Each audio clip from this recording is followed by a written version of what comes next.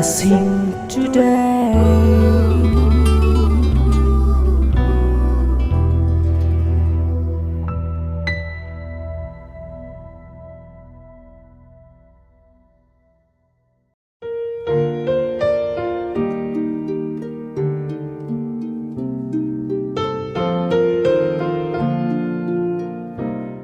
Welcome to blessing today.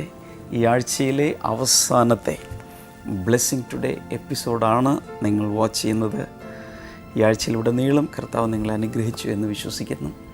ഇന്നും കർത്താവ് നിങ്ങളെ അനുഗ്രഹിക്കും. കേൾക്കുന്ന വചനങ്ങളെല്ലാം സെർമൺ നോട്ട് കീപ്പറിലോ നിങ്ങളുടെ നോട്ട്ബുക്കിലോ എഴുതണം. ഇന്നത്തെ ഈ എപ്പിസോഡ് സ്പോൺസർ ചെയ്ത് നമ്മെല്ലാവരെയും അനുഗ്രഹിച്ച വ്യക്തികൾക്കും കുടുംബങ്ങൾക്കുമായി നമുക്ക് ഈ സമയത്ത് പ്രാർത്ഥിക്കാം. കർത്താവെ, ഞങ്ങൾ ചേർന്ന് അനിരുദ്ധനും നിമ്മിക്കുമായി പ്രാർത്ഥിക്കുന്നു. കർത്താവെ, ഇന്ന് അവരുടെ 16ാമത്തെ വെഡ്ഡിങ് ആനിവേഴ്സറി ആണല്ലോ. ഞങ്ങളെല്ലാവരും ചേർന്നവരുടെ ആ വിവാഹ ജീവിതത്തെ അനുഗ്രഹിക്കുന്നു. അവർ റൺ ചെയ്യുന്ന ഹോട്ടലിന് വേണ്ടി പ്രാർത്ഥിക്കുന്നു. കർത്താവെ, അത് അഭിവൃദ്ധിപ്പെടുവാൻ, അതുപോലെ സ്വർഗീയമായ അനുഗ്രഹങ്ങൾ ആ ബിസിനസ്സിൻ്റെ മേൽ വന്നു ചേരുവാനായി ഞങ്ങൾ പ്രാർത്ഥിക്കുന്നു. മക്കൾക്ക് വേണ്ടി പ്രാർത്ഥിക്കുന്നു. അമലിനെയും ആമിയെയും കർത്താവെ എല്ലാ നിലകളിലും അങ്ങ് അനുഗ്രഹിക്കണമേ എന്ന് പ്രാർത്ഥിക്കുന്നു. അവരുടെ വിദ്യാഭ്യാസത്തെയും ഭാവിയെയും അങ്ങ് അനുഗ്രഹിക്കുന്നതിനാൽ നന്ദി പറയുന്നു. Thank you Jesus. മുഴുവൻ കുടുംബത്തെയും ആരോഗ്യവും എല്ലാവിധ അനുഗ്രഹങ്ങളോടും നിറയ്ക്കണമേ എന്ന് അങ്ങയോട് പ്രാർത്ഥിക്കുന്നു. അതോട് ചേർന്ന് നെയ്യാറ്റിൻകരയിൽ നിന്നുള്ള പുഷ്പാമ്മയ്ക്ക് വേണ്ടി ഞങ്ങൾ പ്രാർത്ഥിക്കുന്നു. അതിൻ്റെ മകളെ കർത്താവെ ആരോഗ്യവും അതുപോലെ എല്ലാ രോഗങ്ങളിൽ നിന്നുള്ള സൗഖ്യവും നൽകി അങ്ങ് അനുഗ്രഹിക്കണമേ. മകൻ ജോജിക്ക് വേണ്ടി പ്രാർത്ഥിക്കുന്നു. ഇൻറ്റസ്റ്റൈനൽ ക്യാൻസർ യേശുവിൻ്റെ നാമത്തിൽ സൗഖ്യമാകട്ടെ. അതുപോലെ കർത്താവെ മദ്യപാനത്തിൽ നിന്ന് പരിപൂർണമായ ഒരു സ്വാതന്ത്ര്യം കർത്താവ് ജോജിക്ക് കൊടുക്കണമേ എന്ന് പ്രാർത്ഥിക്കുന്നു. കൊച്ചുമക്കൾക്ക് വേണ്ടി പ്രാർത്ഥിക്കുന്നു. കർത്താവെ, അവരുടെ വിദ്യാഭ്യാസത്തിന് വേണ്ടി നല്ല ഒരു ഭാവി അവർക്കുണ്ടാകേണ്ടതിന് വേണ്ടിയും ഞങ്ങൾ അങ്ങയോട് പ്രാർത്ഥിക്കുന്നു. കർത്താവ് ഞങ്ങളെ പ്രാർത്ഥന കേട്ടതിനാൽ നന്ദി പറയുന്നു. യേശുവിൻ്റെ നാമത്തിൽ തന്നെ ആമേൻ, ആമേൻ. Happy wedding anniversary Anirudh and Nimi, and thank you sponsors for sponsoring today's episode.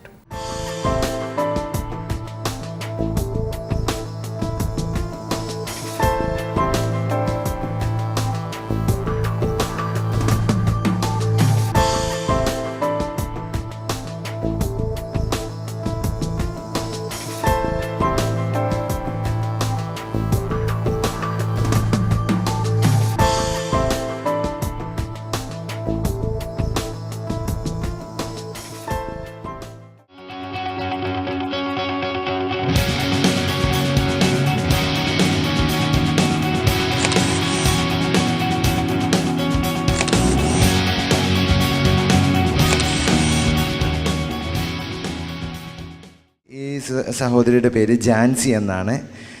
താൻ ഇവിടെ വരുമ്പോൾ കഴിഞ്ഞ കുറച്ച് നാൾ മുമ്പ് എന്ന് പറയുമ്പോൾ ഏകദേശം 20 വർഷത്തോളമായി ശക്തിയായ തലവേദന, മൈഗ്രെയിൻ പോലെയുള്ള തലവേദന തനിക്കുണ്ടായിരുന്നു. ഇത് സാധാ ഒരു മൈഗ്രെയിനും അല്ല. ഡോക്ടർമാർ പറഞ്ഞത് ഇങ്ങനെയാണ്, ഇത് 100 പേരിൽ ഒരാൾക്കാണ് ഇങ്ങനെ ഒരു അസുഖം വരികയുള്ളൂ. കാരണം തലവേദനയോടൊപ്പം തന്നെ തലകറക്കം വരും, അതുപോലെ ഛർദിൽ വരും, വയറെല്ലാം അപ്സെറ്റ് ആവും. അങ്ങനെയുള്ള പല പ്രശ്നങ്ങളും ഇതിൻ്റെ ഒപ്പം ഉണ്ടായിരുന്നു. എവിടെയെങ്കിലും ദൂരയാത്രയ്ക്ക് പോയിട്ട് വരികയാണെങ്കിൽ ശക്തിയായ തലവേദനയും തലകറക്കം മൂലം പലപ്പോഴും താൻ വീട്ടിൽ വന്ന് പിന്നെ ഒന്നും ചെയ്യാൻ പറ്റുകയില്ല, കിടക്കുക തന്നെയാണ് ചെയ്തത്. ഞാൻ ചോദിച്ചാൽ എന്തെങ്കിലും മരുന്ന് കഴിക്കുമോ? മരുന്നെല്ലാം കഴിച്ചു നോക്കി, ഇംഗ്ലീഷ് മരുന്ന് കഴിച്ചു, പലതും ചെയ്തു നോക്കി. പക്ഷേ ഇതിന് മാറ്റമില്ല. 20 വർഷമായിട്ട് ഇങ്ങനെ ശക്തിയായ തലവേദന ഉണ്ടാകുമായിരുന്നു.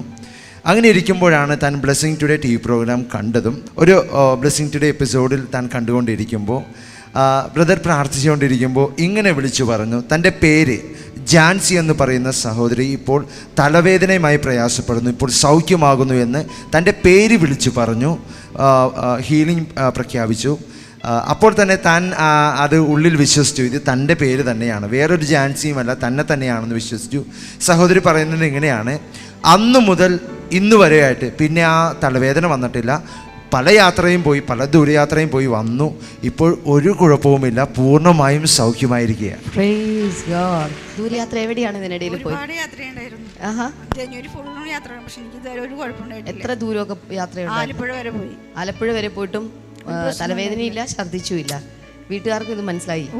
ഓ പ്രൈസ് ഗോഡ്. മോൻ എവിടെയുണ്ട്? യെസ്, അമ്മ പറയണേ ശരിയാണോ മോനെ? ഇപ്പൊ തലവേദനയില്ല, മോനും സമ്മതിക്കുന്നുണ്ട്. കൈകളടിച്ച് കർത്താവിനെ ഒന്ന് സ്തുതിക്കാമോ? കർത്താവെ, നിന്റെ നാമത്തിൽ ഈ മകളെ അനുഗ്രഹിച്ച് പ്രാർത്ഥിക്കുന്നു. അങ്ങ് കൊടുത്ത ഈ വലിയ വിടുതലായി നന്ദി. അങ്ങയുടെ വലിയ സൗഖ്യം കർത്താവ് ഇവിടെ ശരീരത്തിൽ നിലനിൽക്കട്ടെ. അനേകർക്ക് ഇതൊരു സാക്ഷ്യമായി തീരട്ടെ, യേശുവിൻ്റെ നാമത്തിൽ തന്നെ. ആമേൻ, ആമേൻ. God bless you sister.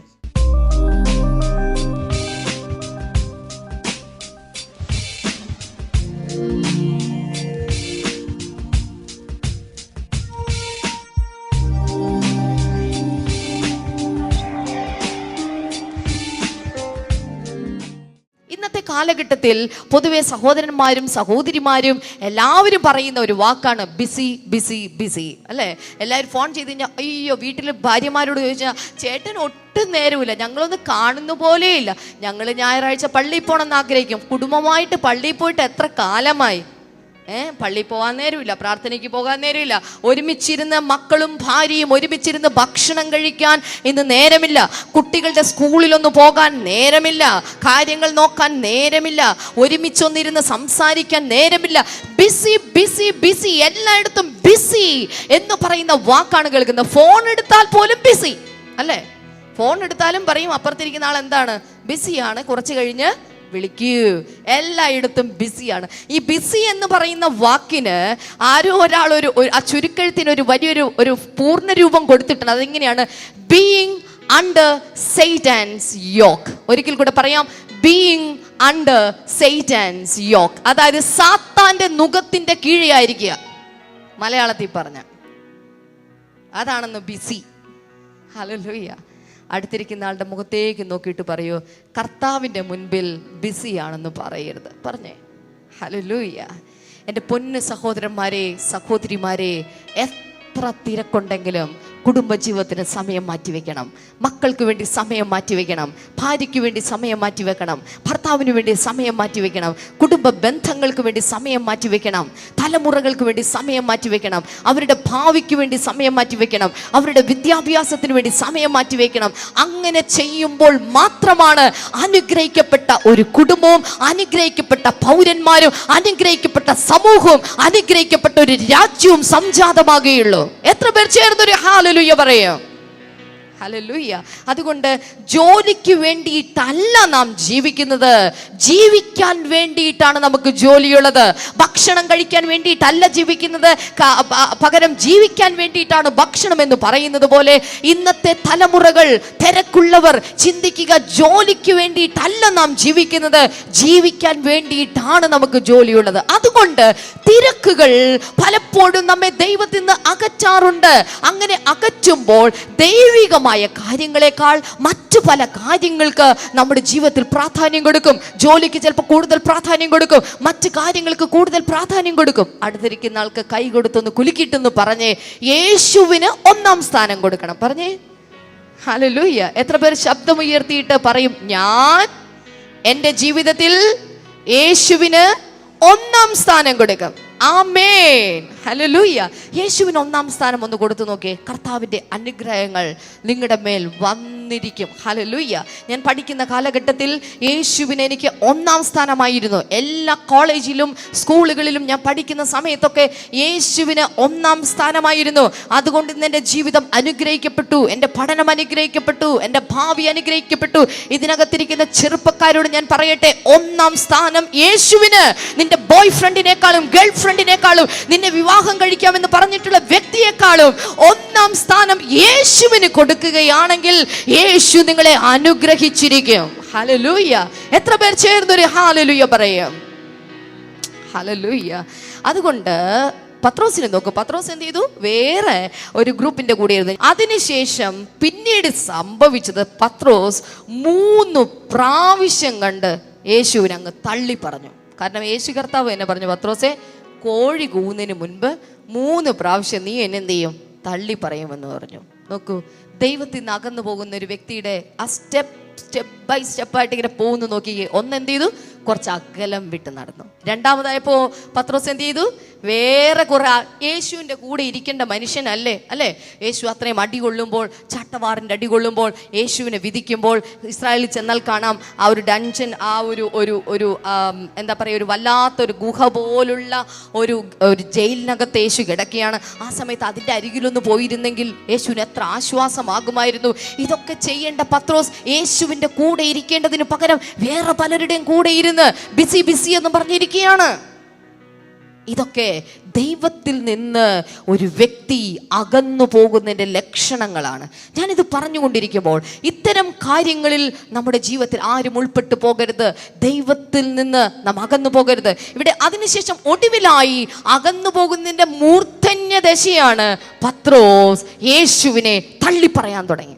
അതുകൊണ്ട് എല്ലായ്പ്പോഴും മനസ്സിലാക്കുക, ആരും ഒരിക്കലും യേശുവിനെ ആദ്യം തള്ളിപ്പറയുകയില്ല. ആദ്യം യേശുവിനെ വിട്ടൊന്ന് കുറച്ചു നേരം കഴിയുമ്പോൾ പോകും. അതിനുശേഷം യേശുവിൻ്റെ ഗ്രൂപ്പിൽ നിന്നൊന്ന് മാറിപ്പോകും. അതിനുശേഷമാണ് തള്ളിപ്പറയാൻ തുടങ്ങുന്നത്. പത്രോസ് എങ്ങനെയാണ്? ആദ്യമേ തന്നെ അതിൻ്റെ 57-ാമത്തെ വചനത്തിലേക്ക് വരുമ്പോൾ ഒരു സ്ത്രീയുടെ മുൻപിൽ വെച്ചിട്ട് പത്രോസ് പറയുന്നു, സ്ത്രീയെ, ഞാൻ അവനെ അറിയുന്നില്ല. എന്താ പറയുന്നത്? ഞാൻ അവനെ അറിയുന്നില്ല. ഹന്നാവിൻ്റെ അരമനയിൽ വെച്ചിട്ടാണ് ഇത് സംഭവിച്ചിട്ടുള്ളത്. 2 ഹന്നാവിനെയും കയ്യഫാവിനെയും നമുക്കവിടെ കാണാം. 2 പേരുടെ അരമന വായിക്കുമ്പോൾ ആകെ ഒരു കൺഫ്യൂഷൻ ഉണ്ടാകാൻ സാധ്യതയുണ്ട്. ഹന്ന എന്ന് പറയുന്നത് അത് ആദ്യത്തെ അല്ലെങ്കിൽ കയ്യഫാവിന് മുൻപുള്ള മഹാപുരോഹിതനായിരുന്നു ഹന്ന എന്നുള്ള മഹാപുരോഹിതൻ. എന്നാൽ ഹന്നായുടെ ആ മഹാപൗരോഹിത്യത്തെ അന്നുള്ള ആളുകൾ വെറുത്തിരുന്നു. അങ്ങനെ അദ്ദേഹത്തെ സ്ഥാനഭ്രഷ്ടനാക്കിയതിന് ശേഷം അദ്ദേഹത്തിൻ്റെ മരുമകനായിരുന്ന കയ്യഫാവിനെ വീണ്ടും അവിടെ മഹാപുരോഹിതനാക്കി. എങ്കിലും ഹന്നായിക്ക് നമ്മുടെ ഇവിടെ നാട്ടിലൊക്കെ ഉണ്ടല്ലോ, നമ്മൾ പത്രത്തിലൊക്കെ വായിക്കുന്ന പോലെ അധികാരം ഒരു പരിധി വരെ തൻ്റെ കയ്യിൽ തന്നെയായിരുന്നു. രാജ്യത്തിൻ്റെ മതപരമായ അധികാരം തൻ്റെ കയ്യിൽ തന്നെയായിരുന്നു. അതുകൊണ്ട് പ്രശ്നങ്ങൾ, കലാപങ്ങളൊക്കെ ഉണ്ടാകുമ്പോൾ ഒരു പരിധി വരെ പരിഹാരങ്ങൾ യഥാർത്ഥ മഹാപുരോഹിതനായ കയ്യഫാവ് നിർദ്ദേശിക്കുന്നതിനേക്കാൾ ഹന്നായായിരുന്നു പരിഹാരങ്ങൾ നിർദ്ദേശിച്ചത്. അതുകൊണ്ട് യേശു ഇപ്പോൾ ഹന്നായുടെ അരമനയിൽ കിടക്കുന്ന സമയത്താണ് ഒരു സ്ത്രീ വന്നിട്ട് പത്രോസിനോട് പറയുന്നു, നീ അവൻ്റെ കൂട്ടത്തിലുള്ളതല്ലേ? ഉടനെ പത്രോസ് പറയുകയാണ്, ഞാൻ അവനെ അറിയുന്നില്ല.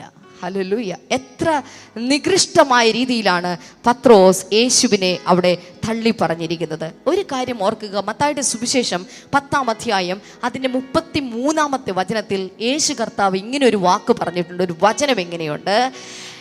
മനുഷ്യരുടെ മുൻപാകെ എന്നെ ഏറ്റു പറയുന്നവനെ പിതാവിൻ്റെ മുൻപാകെ ഞാനും ഏറ്റു പറയും. എന്നാൽ മനുഷ്യരുടെ മുൻപാകെ എന്നെ ഏറ്റു പറയാൻ ലജ്ജിക്കുന്നവനെ പിതാവിൻ്റെ മുൻപാകെ അവനെ ഏറ്റു പറയാൻ ഞാനും ലജ്ജിക്കും.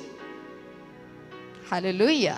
അതുകൊണ്ട് ഈ ഭൂമിയിൽ നാം ജീവിക്കുമ്പോൾ നാം ദൈവത്തിൻ്റെ കൂടെയാണ് ജീവിക്കുന്നത് എന്നുള്ളതിന് ഏറ്റു പറയാൻ നമ്മുടെ ജീവിതത്തിൽ ഒരു മടിയും നമ്മുടെ ജീവിതത്തിൽ ഉണ്ടാകരുത്. ഇവിടെ നോക്കൂ, മനുഷ്യരുടെ മുൻപാകെ ഏറ്റു പറയാൻ പത്രോസ് അല്പം വിസമ്മതിച്ചിരിക്കുകയാണ്. 58-ാമത്തെ വചനത്തിലേക്ക് വരുമ്പോൾ ആ കൂട്ടത്തിലുള്ള മറ്റൊരു വ്യക്തി ആ ഗ്രൂപ്പിൽ, ഇതിപ്പോൾ കയ്യഫാവിൻ്റെ അരമനയിലാണ്. 58-ാമത്തെ വചനത്തിലേക്ക് വരുമ്പോൾ സംഭവിച്ചിരിക്കുന്ന സത്യത്തിൽ ആ ഭാഗത്ത് നാം നോക്കുമ്പോൾ കൂട്ടത്തിലുള്ള ഒരു വ്യക്തി, ഒരു പുരുഷൻ പത്രോസിനോട് ചോദിക്കുകയാണ്, നിന്റെ വാക്കുകളൊക്കെ കേട്ടിട്ട് നീ ആ യേശുവിൻ്റെ ശിഷ്യൻ ഗലീലക്കാരനാണെന്ന് എനിക്ക് തോന്നുന്നല്ലോ.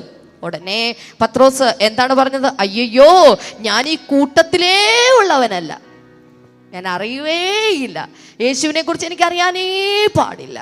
ഹല്ലേലൂയ! എന്നാൽ യേശു കർത്താവ് ശിഷ്യന്മാരെ ഒരു രാത്രി മുഴുവൻ പ്രാർത്ഥിച്ചതിന് ശേഷം തിരഞ്ഞെടുത്ത് പിറ്റേ ദിവസം ഒരു വലിയ ലിസ്റ്റ് എടുത്ത് യേശു കർത്താവ് വിളിക്കുമ്പോൾ അതിൽ കാണുന്ന ഒന്നാമൻ പത്രോസ്, ഒന്നാമനായി യേശു തിരഞ്ഞെടുത്ത തൻ്റെ ശിഷ്യൻ, യേശുവിനെ കുറിച്ച്, ക്രിസ്തുവിനെ കുറിച്ച്, ജീവനുള്ള ദൈവത്തിൻ്റെ പുത്രൻ എന്ന വെളിപ്പാട് കിട്ടിയ ഒരേ ഒരു ശിഷ്യൻ, ആ ശിഷ്യനാണ് പറയുന്നത്, ഞാൻ ആ കൂട്ടത്തിലുള്ളവനല്ല. ഹല്ലേലൂയ! അടുത്തിരിക്കുന്ന ആളുടെ മുഖത്തേക്ക് നോക്കിയിട്ട് പറയാമോ, ജീവിതത്തിൽ യേശുവിനെ വിട്ടു പോകരുത്. പറഞ്ഞേ, യേശുവിനെ വിട്ടു പോകരുത്. പറയാമോ? ഓരോ ഇപ്പുറത്തിരിക്കുന്ന ആളോടൊന്ന് പറഞ്ഞു, യേശുവിനെ വിട്ടു പോകരുത്. നിങ്ങളുടെ അകത്തേക്ക് ഈ സന്ദേശം ഒന്ന് കയറിയാൽ ഇന്ന് എൻ്റെ പ്രസംഗം ഇവിടെ വിജയിച്ചു. യേശുവിനെ വിട്ട് ഒരു കാരണവശാലും മാറരുത്.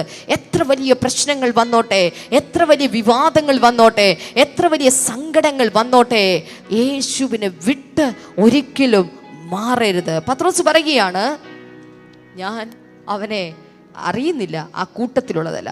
അതിനുശേഷം 60-ാമത്തെ വചനത്തിലേക്ക് വരുമ്പോൾ അവിടെ പത്രോസിനെ കുറിച്ച് പറയുകയാണ്, അവിടെ യേശുവിനെ അവൻ ശപിക്കാൻ തുടങ്ങി, പ്രാകുവാൻ തുടങ്ങി. അതിൻ്റെ ആ ഇൻറ്റൻസിറ്റി, അതിൻ്റെ തീവ്രത എത്ര വലുതാന്ന് നോക്കൂ. അത്രത്തോളം യേശുവിൻ്റെ ശിഷ്യനായ പത്രോസ് യേശുവിനെ തള്ളിപ്പറഞ്ഞു. അതിൻ്റെ 61-ാമത്തെ വചനത്തെ കർത്താവ് തിരിഞ്ഞ് പത്രോസിനെ സൂക്ഷിച്ചു നോക്കി. ഹല്ലേലൂയ.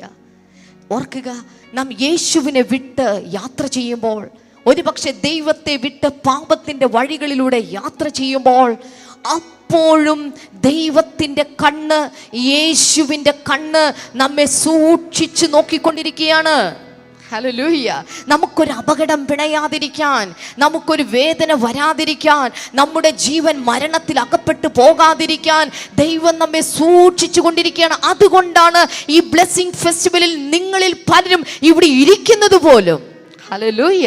അതുകൊണ്ട് യേശു നിങ്ങളെ സൂക്ഷിച്ചു നോക്കിയാണ്. പത്രോസിനെ യേശു സൂക്ഷിച്ചു നോക്കി. അത് സൂക്ഷിച്ചു നോക്കിയപ്പോൾ പത്രോസിന്റെ മാനസാന്തരം അവിടെ തുടങ്ങുകയായി. ദാ നോക്കൂ, അവിടെ കാണുകയാണ് 62-ാമത്തെ വചനത്തിലേക്ക് വരുമ്പോൾ, ഒന്നാമതായി പത്രോസ് ചില കാര്യങ്ങൾ ഓർക്കുന്നു. എന്താണ്? കർത്താവ് തന്നോട് പറഞ്ഞ വാക്ക് പത്രോസ് ഓർത്തു. മാനസാന്തരത്തിലേക്ക്, അതായത് ദൈവത്തിൽ നിന്ന് അകന്നുപോയ ഒരു വ്യക്തിയെ മാനസാന്തരത്തിലേക്ക് വരുമ്പോൾ അതിൻ്റെ ലക്ഷണമാണ് ഇനി ഞാൻ പറയുന്ന ഒന്നാമത്തെ ലക്ഷണമാണ് ദൈവവചനം ഓർക്കാൻ തുടങ്ങും. കർത്താവ് പറഞ്ഞത് ഓർക്കാൻ തുടങ്ങും. യേശു പറഞ്ഞ കാര്യങ്ങൾ ഓർക്കാനായി തുടങ്ങും. ഹല്ലേലൂയ. ദൈവവചനം ഓരോ ദിവസങ്ങൾ നിങ്ങൾ കേട്ടുകൊണ്ടിരിക്കുകയാണ്. ബ്ലെസ്സിംഗ് ടുഡേ പ്രോഗ്രാമിലൂടെ കേട്ടുകൊണ്ടിരിക്കുന്നു. ബ്ലെസ്സിംഗ് ഫെസ്റ്റിവലുകളിൽ അറ്റൻഡ് ചെയ്യുമ്പോൾ നിങ്ങൾ കേട്ടുകൊണ്ടിരിക്കുന്നു. ലൈവ് ടെലികാസ്റ്റിലൂടെ ഞായറാഴ്ച ദിവസങ്ങളിൽ നിങ്ങൾ കേട്ടുകൊണ്ടിരിക്കുകയാണ്. ഈ ദൈവവചനം ഒരു വ്യക്തി ഓർക്കുന്നുണ്ടെങ്കിൽ ആ വ്യക്തിയിൽ മാനസാന്തരം ഉണ്ടായിരിക്കും. കാരണം ദൈവത്തിൻ്റെ വചനമാണ് ഒരു വ്യക്തിയെ യേശുവിനോട് ചേർത്ത് നിർത്തുന്നത്. ഹല്ലേലൂയ. അടുത്തിരിക്കുന്ന ആളുടെ മുഖത്തേക്ക് നോക്കിയിട്ട് പറയണം, എല്ലാ ദിവസവും ബൈബിൾ വായിക്കൂ. പറഞ്ഞേ, എല്ലാ ദിവസവും ബൈബിൾ വായിക്കാം. കാരണം എല്ലാ ദിവസവും ബൈബിൾ വായിക്കണം, ദൈവത്തിൻ്റെ വചനം വായിക്കണം. ദൈവത്തിൻ്റെ വചനമാണ് ദൈവത്തോട് നിങ്ങളെ ചേർത്ത് നിർത്തുന്നത്. ദൈവത്തിൻ്റെ വചനം ദൈവത്തിൻ്റെ ശബ്ദമാണ്. ദൈവത്തിൻ്റെ വചനത്തിൽ ദൈവത്തിൻ്റെ ജീവനുണ്ട്. ദൈവത്തിൻ്റെ ശബ്ദം കേൾക്കുമ്പോഴാണ് അദൃശ്യനായ ദൈവത്തെ നമുക്ക് അനുഗമിക്കാൻ സാധിക്കുന്നത്. ഹല്ലേലൂയ. അതുകൊണ്ട് ദൈവത്തെ അനുഗമിക്കണമെങ്കിൽ ദൈവത്തിൻ്റെ വചനം കേൾക്കണം. പത്രോസ് ദൈവത്തിൻ്റെ വചനം, കർത്താവിൻ്റെ വചനം ഓർത്തു. രണ്ടാമതായിട്ട് നാം കാണുന്നത് 62-ാമത്തെ വചനത്തിൽ, അയാൾ പുറത്തു പോയി അതിദുഃഖത്തോടെ കരഞ്ഞു. അയ്യോ, നമ്മൾ ഇത്രയും നേരം, കുറച്ചു നേരം മുമ്പ് വരെയും പത്രോസ് ചെയ്ത, സത്യം പറഞ്ഞാൽ നമ്മുടെ നാട്ടുഭാഷയിൽ പറഞ്ഞാൽ കുരുത്തക്കേടുകളാണ് കണ്ടത്. പക്ഷെ ഇപ്പോൾ നോക്കൂ, പത്രോസ് എന്ത് ചെയ്തിരിക്കുകയാണ്?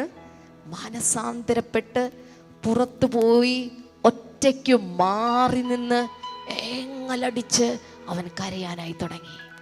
ഹല്ലേലൂയ.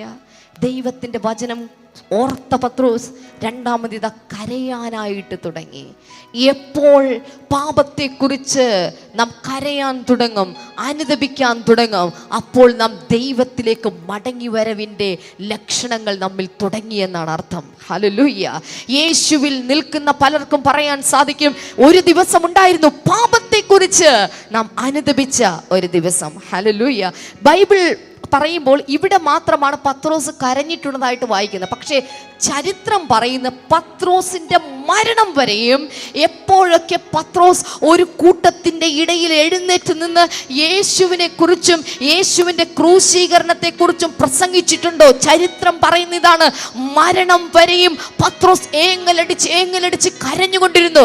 പത്രോസിന്റെ പ്രസംഗങ്ങൾ എല്ലാം തന്നെ കരച്ചിലിന്റെ പ്രസംഗങ്ങളായിരുന്നു. പത്രോസ് പ്രസംഗിക്കുമ്പോൾ പ്രസംഗികനായ പത്രോസ് കരയും, ഇരിക്കുന്ന ജനവും കരയുമായിരുന്നു. എന്തുകൊണ്ട്?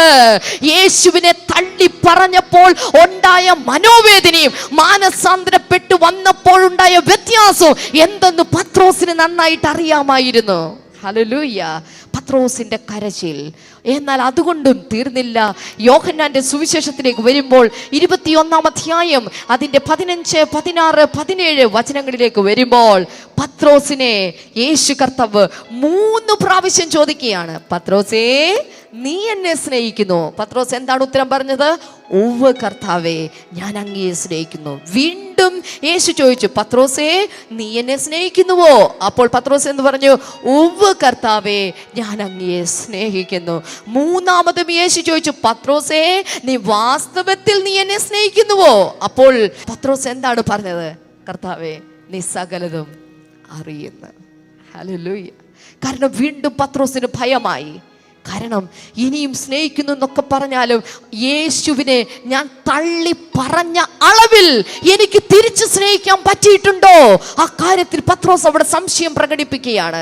ഇന്ന് ഈ ബ്ലെസ്സിംഗ് ഫെസ്റ്റിവലിൽ വന്നിട്ടുള്ള ഓരോ വ്യക്തിയോടും എനിക്ക് പറയാനുള്ളത്, യേശുവിനെ മറ്റാരെക്കാളും അധികം സ്നേഹിക്കുക.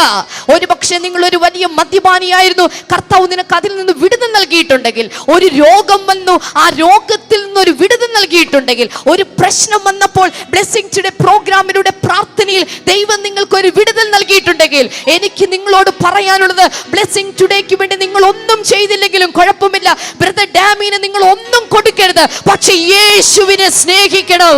മറ്റാരെക്കാളും അധികം, മറ്റെന്തിനേക്കാളും അധികം നിങ്ങൾ സഹിച്ച വേദന, അതിന്റെ അളവ് നിങ്ങൾക്കറിയാം. അതിന്റെ 100 മടങ്ങ് അളവിൽ യേശുവിനെ സ്നേഹിക്കുവാൻ തീരുമാനമെടുക്കണം.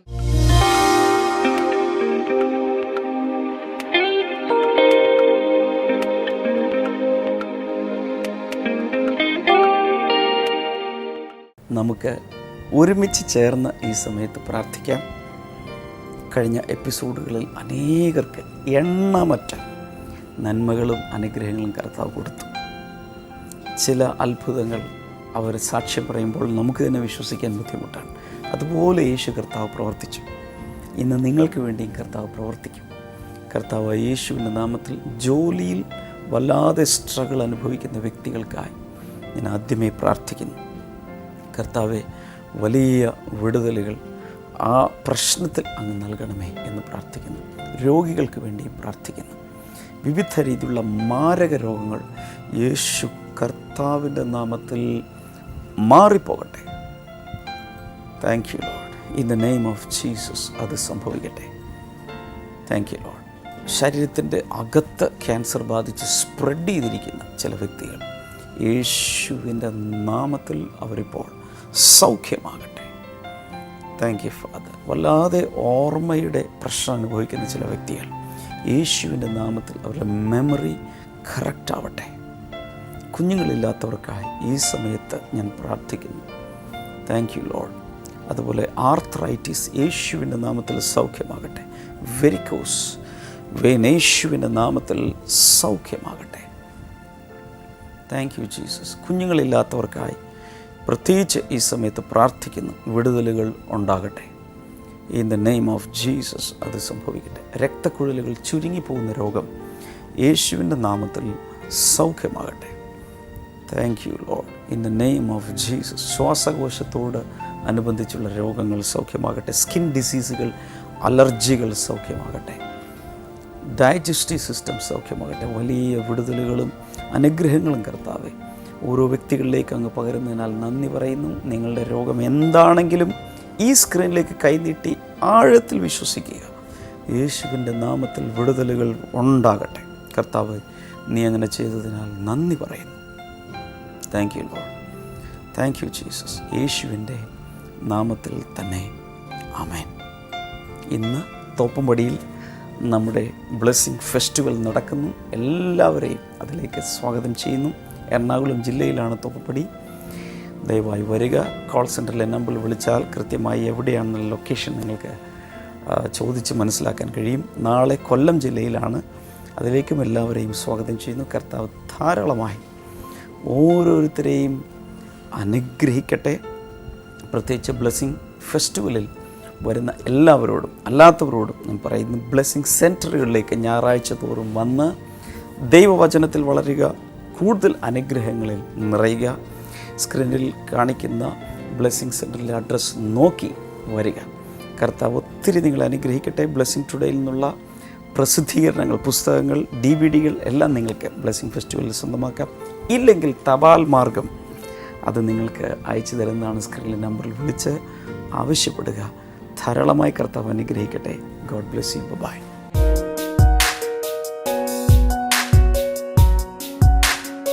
Welcome back to Bible and you. ഇന്നത്തെ ചോദ്യം ഇതാണ്: പ്രവാചക ശിഷ്യന്മാർ മരം മുറിക്കാൻ പോയ സ്ഥലമേത്? Where did disciples of the prophet go to cut down the woods? Options: A. Jordan, B. Samaria, C. Damascus, D. Ephraim.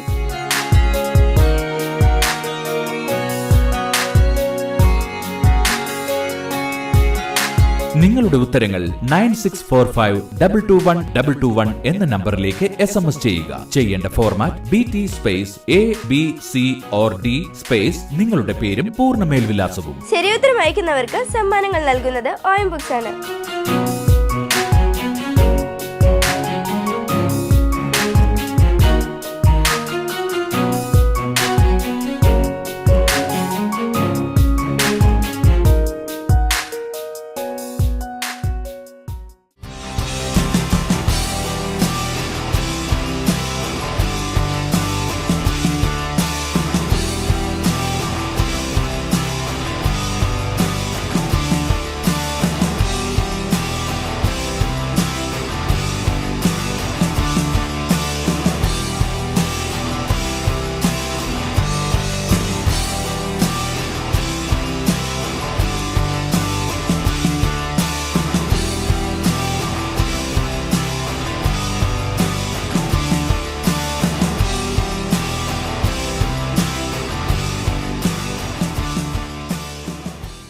ഞങ്ങളുടെ address: blessing today, post box number 2215, Edappally PO, Kerala, India 682024.